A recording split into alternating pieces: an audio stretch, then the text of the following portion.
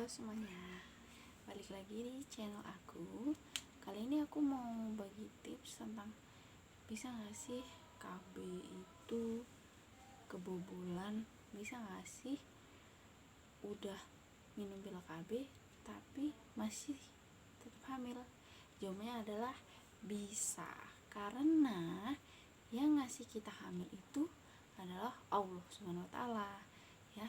Jadi buat ibu-ibu, kalau misalnya masih udah KB tapi kok masih aja hamil, itu berarti ya kembali lagi yang ngasih hamil itu kan Allah. Jadi ya kita harus ridho, kita harus mengambil sisi positif ya, harus ya. Pasti dibalik Allah ngasih itu akan ada hikmahnya.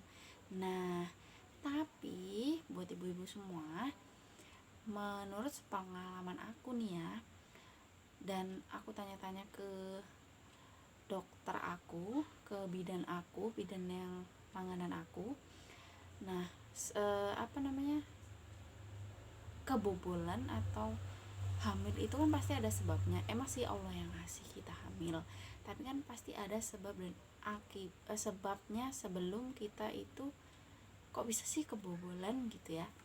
Nah, di sini aku mau sharing ke ibu-ibu semua di sini, gimana caranya kok saya sudah suntik KB, saya sudah, atau yang lainnya itu KB 2 KB ya, yang saya akan bahas suntik, dan satunya lagi KB minum pil, dengan minum pil. Kalau yang lain-lain boleh nanti saya singgung ya, tapi yang utama adalah 2, suntik KB sama pil. Nah, jadi ada sebabnya kebobolan. Yang pertama saya akan bahas pil dulu. Jadi pada saat kita minum pil ya, itu kan termasuk KB hormonal ya. Minum pil untuk, kalau pil untuk ibu menyusui itu kan ada ya pil khususnya, beda sama yang gak menyusui. Nah, itu untuk mencegah untuk membentuk suatu hormon, saya lupa namanya, hormon apa itu, supaya sel telur yang ada di dalam tubuh wanita itu tidak dilepaskan. Kalau nggak salah namanya hormon progesteron, nanti kalau salah dikoreksi ya. Nah, ketika kita minum pilnya itu harus sesuai jadwal yang tepat. Kan minumnya malam ya, misalnya kita buat alarm jam 6 malam gitu, ya udah minumnya kalau alarm bunyi langsung minum, begitu seterusnya sampai pilnya habis gitu. Nah, biasanya kan kalau misalnya kita kadang-kadang kelupaan ya, kalau di hari yang sama boleh tetap diminum, kalau sudah beda hari besoknya minum 2. Nah, biasanya yang sering kebobolan itu ibu-ibu minumnya itu beda-beda waktunya. Misalnya sekarang jam 6, besoknya diminum pagi. Nah, di situ hormon yang menghambat sel telur itu bekerjanya jadi tidak maksimal, sehingga menyebabkan yaitu kebobolan itu tadi gitu.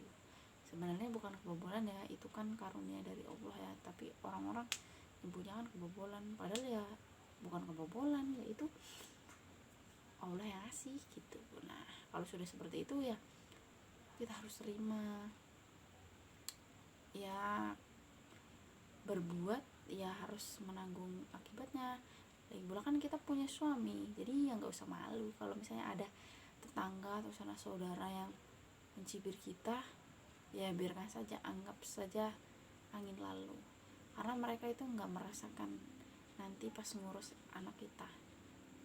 Jadi cuman ngomong-ngomong aja gitu deh ya, cuman gosip-gosipin misalnya, tapi kan nggak merasakan apa yang kita rasakan. Jadi selama suami kita banyak support dari keluarga ya kita harus happy. happy gitu ketika kita diberi anugerah lagi. Nah yang kedua itu saya bahas yang KB suntik ya, suntik yang 3 bulan, suntik yang 1 bulan ya. Biasanya banyak loh yang ibu-ibu ketika sudah suntik KB tetapi masih saja kebobolan gitu. Nah ternyata saya konsultasikan ke bidan saya, kalau suntik KB itu 1 minggu ya amannya ya, 1 minggu setelah suntik KB itu jangan dipakai dulu, karena obat dalam suntikannya itu bekerjanya itu 7 hari baru bekerja. Nah ketika ibu-ibu di sini make gitu, dipakai maksudnya berhubungan seksual gitu, nanti takutnya ibu-ibu dalam masa subur. Nah ya bisa deh dibuahi, tahunya dilepas. Sperma itu kan hidup dalam rahim wanita itu 5 hari ya. Kalau 5 hari, dalam waktu 5 hari itu ada masa subur, nah bisa jadi nanti ibu-ibu bisa hamil lagi begitu, walaupun masih dalam proses menyusui. Nah bisa loh, bisa hamil lagi gitu. Jadi itu bahasan pokoknya. Nah kalau untuk ini sharing-sharing aja ya kita ya, ini menurut sepengalaman saya. Nah ketika bisa gak sih, ada juga KB alami ya, KB kalender, terus KB cabut singkong, maksudnya kita mengeluarkan spermanya itu di luar. Kalau misalnya suaminya pintar bisa aja berhasil, tapi kalau misalnya ya harus ada 2 kesepakatan dari suami sama istrinya. Kalau misalnya udah mau dikeluarin itu harus di luar gitu, jangan karena mohon maaf ya, maksudnya enak terus dikeluarin lah di dalam. Nah itu bisa menyebabkan hamil. Itu yang KB yang cabut singkong, yang dikeluarin di luar. Nah kalau misalnya KB alami, KB kalender, nah itu kan menghitung siklus ya, bisa apa enggak sih hamil. Nah ini kalau misalnya kita siklusnya enggak teratur, nah kemungkinan besar hamil itu pasti ada. Karena kalau menghitung masa subur ya, kalau misalnya siklusnya acak-acakan, kadang bulan ini 28 hari, kadang bulan sebelumnya 35 hari. Nah itu yang menyebabkan bisa terjadinya kebobolan gitu, bisa terjadinya hamil lagi. Nah tapi buat ibu-ibu yang diberi keturunan lagi saat anaknya masih kecil, itu jangan malu. Kita kan dipercayai oleh Allah dikasih lagi anak ya. Nah sebaiknya kita harusnya bersyukur ya, jangan malah down ya. Masih awal-awal itu down ya, saya sendiri pun begitu ya, karena mengingat anak saya masih kecil, bagaimana bisa gak sih gitu kan ya. Itu jangan ya, awal-awal boleh lah, tapi jangan terlalu terpuruk, karena ya balik lagi, semua itu sudah Allah takdirkan, semua itu sudah Allah gariskan. Kita dipercayai. Banyak loh di luar sana pasangan suami istri yang menanti anak tetapi udah beberapa tahun menikah tetap belum dikaruniai anak.